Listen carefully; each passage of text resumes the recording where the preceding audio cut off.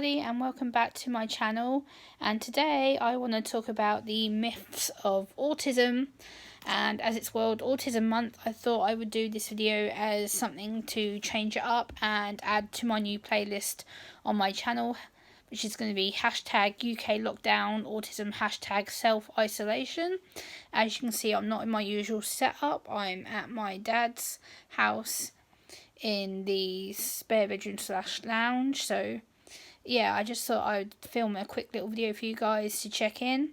So yeah, these are the myths of autism that people in the neurotypical community often will say to us or about us. So let's get into the video. Number 1, not all autistic people are white, heterosexual or cisgender. This is a major oversight. A lot of people think that it's just white people who are straight, who aren't in the LGBTQ plus community or in the ethnic minorities category, which is absolutely ridiculous. Autism is across the spectrum. It's across every single race, religion, community, nationality. That's just how it is. It's a spectrum condition, so that's a myth in itself. Number 2, keeping an ASD diagnosis from us is not healthy. This is due to some parents wanting to wish away the diagnosis or pretend their child or adult does not have the autism diagnosis at all.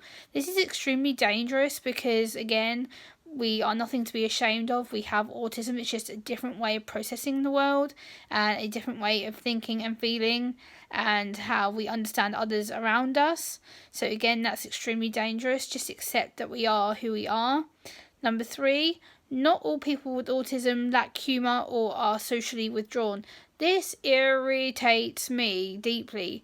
This one is a major trigger point for me because not all people with autism do lack humour. I can find some things extremely funny. Like for me, I love things like toilet humour. If I'm watching a movie or a drama and there's a toilet humour scene where someone's passing wind or someone's doing something that will make me tickle with laughter, I will sit here and laugh and laugh and laugh because I get it, I understand it, it's funny. Whereas sometimes I don't process humour. Sometimes I do struggle with processing humour and what it's like for someone who's trying to make a joke or trying to get me to interact socially within a joke. Sometimes I just don't get it, but it doesn't mean that I lack humour, it just means that I struggle to process it. Also, we are not socially withdrawn sometimes due to being socially overloaded or mentally overloaded. Sometimes we have to withdraw because that's the way that we recharge our social batteries. That's the way that we recharge our mental energy so that we're able to be part of the conversation with you and be around in groups with you. We just had to take some time away to let the sensory processing work because otherwise we just shut down. And this happened to me last night on a private call. I just completely shut down because I was having to process so much information and having to think of answers of what to say to people on a private phone call. So again, it's not that we're withdrawn, it's just that we struggled to get the amount of mental energy and information out in time. Number 4, people grow out of autism in adulthood. Oh my god, again, this irritates me. What people don't understand is autism is a lifelong developmental condition, which means we have it from childhood, we have it right through until the day that we die. It is a condition that doesn't change. It's a condition that is with us till death do us part. And we are just someone who adapts to it. We live with it. We cope with it. We learn to put coping strategies in our way to help us survive in this neurotypical world. So that's a myth. Number 5, autism is a mental health problem. Myth. Wrong. So wrong. Autism is a developmental disability, so again that means it's the way that we process the world, the way that we see the world in a different way. We just have a different brain wiring, which means that we work differently to the neurotypical people. So please don't tell us we have a mental health issue because we do not. Even though the UK government and the American government classifies it as so, doesn't mean it is right or accurate because it is not, and it needs to be moved into its own separate box in that degree. Number 6, all people with autism are geniuses. Ugh.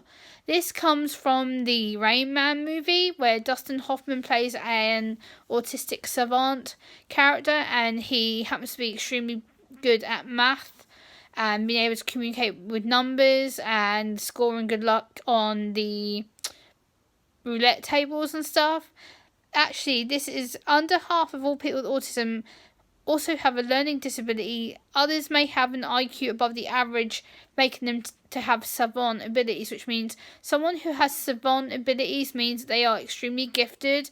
They just have a high IQ, which basically means they're able to process a lot more than other people on the autistic spectrum. It doesn't necessarily mean that we are all savants, because we're not. I am not gifted in high regard like that.